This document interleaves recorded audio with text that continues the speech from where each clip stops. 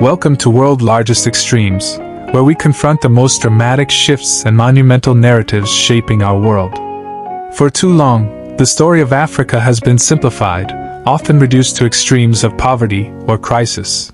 But that narrative misses one of the most powerful and hopeful transformations of the 21st century, the rise of the African middle class. We are witnessing a tectonic shift in global economics. A significant portion of the continent has moved beyond the developing status, achieving the coveted World Bank designation of middle-income country. This isn't just a political term, it's a designation that unlocks massive investment, signals stability, and represents a thriving, growing economy.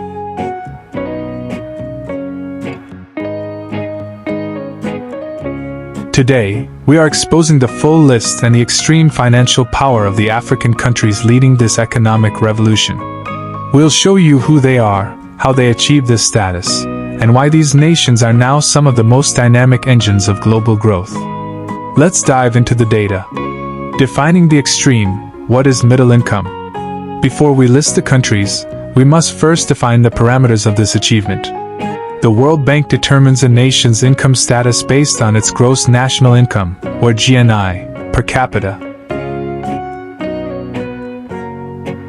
A country is designated as middle income if its GNI per capita falls between $1,136 and $13,845. This bracket is further divided into two crucial tiers. Lower middle income countries. Nations with GNI per capita between roughly $1,136 and $4,465. These are the continent's immense, emerging powerhouses. Upper middle income countries. Nations with GNI per capita between roughly $4,466 and $13,845. These are the established financial centers, the high achievers. Let's start at the very top, with the nations that have achieved the most extreme level of economic prosperity. The upper middle-income powerhouses. These countries represent the peak of African economic strength.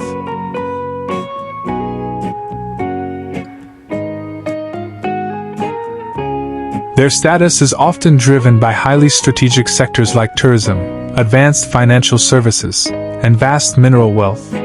Leading this extreme tier are the island nations, global beacons of prosperity, Mauritius and Seychelles. Their success is a lesson in strategic tourism, financial diversification, and political stability, granting them GNI figures that rival nations in Southern Europe.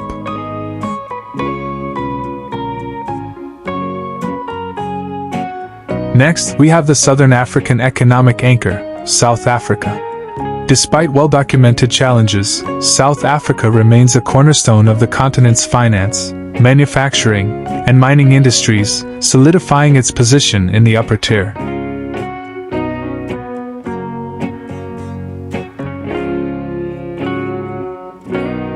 Crucially, the list also includes nations whose status is driven by vast natural resources, Gabon and Equatorial Guinea, both major oil and gas producers, and Botswana, whose stability is underpinned by a carefully managed diamond industry. And we must include Libya, though currently challenged by conflict, its immense oil reserves historically place it in this elevated category.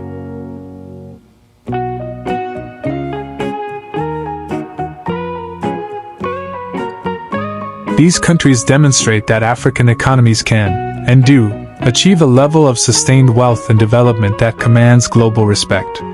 The lower middle-income engines of growth. Now we turn to the second, and arguably most influential, group, the lower middle-income countries. These nations are the continent's true engines of growth. While their per capita wealth is lower, their economies are defined by their sheer scale, rapid diversification, and massive populations. This is the largest and most dynamic group, featuring some of Africa's biggest economies.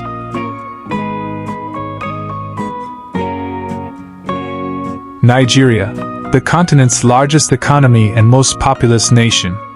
Its status reflects the monumental scale of its non-oil sectors, particularly tech and entertainment.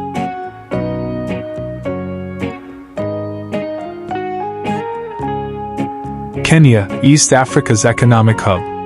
Its stability is driven by financial services, advanced telecommunications, and a burgeoning tech sector often called the Silicon Savannah.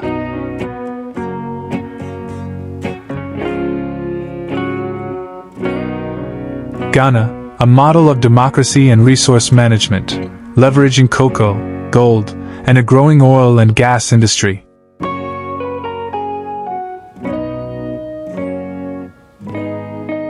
Morocco and Egypt, North African giants whose status is fueled by strategic geography, strong industrial bases, and world-class tourism.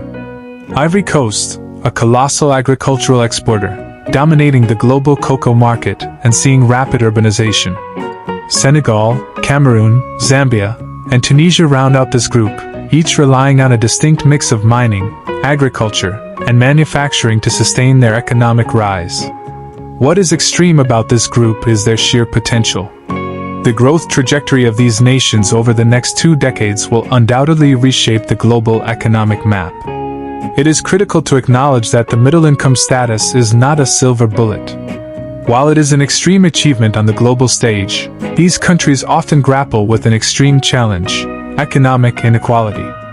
A high national GNI per capita can mask severe internal disparities. Cities may boast skyscrapers and luxury amenities while rural areas lack basic infrastructure. Furthermore, many of these economies are volatile, relying heavily on commodity prices.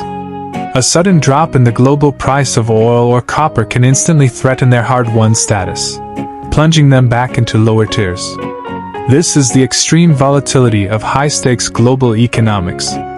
Maintaining middle-income status requires constant, aggressive diversification, investment in education, and most importantly, managing the distribution of wealth to ensure that economic growth benefits the entire population, not just a select few. The extreme significance of the middle-income economy's MIC Club. Despite the challenges, achieving middle-income status has profound and extreme significance. Firstly, it changes the way the world treats them. MICs gain better access to global financial markets.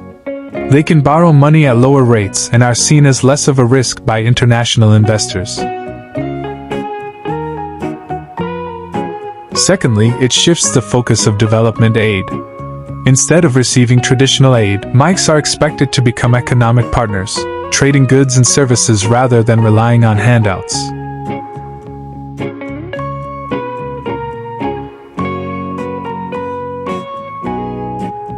This transition forces them to develop more sophisticated fiscal policies and strengthen democratic institutions. The African middle-income countries are not just emerging, they are soaring. They represent a profound victory against historical barriers and a monumental testament to the continent's untapped human capital and raw ambition.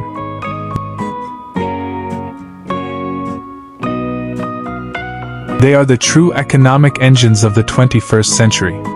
The narrative of Africa is fundamentally changing, driven by these economic giants.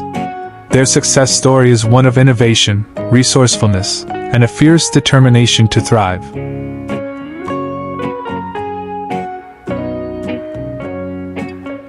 Did any of these countries surprise you? Which African economy do you think will achieve upper middle income status next? Let us know in the comments below.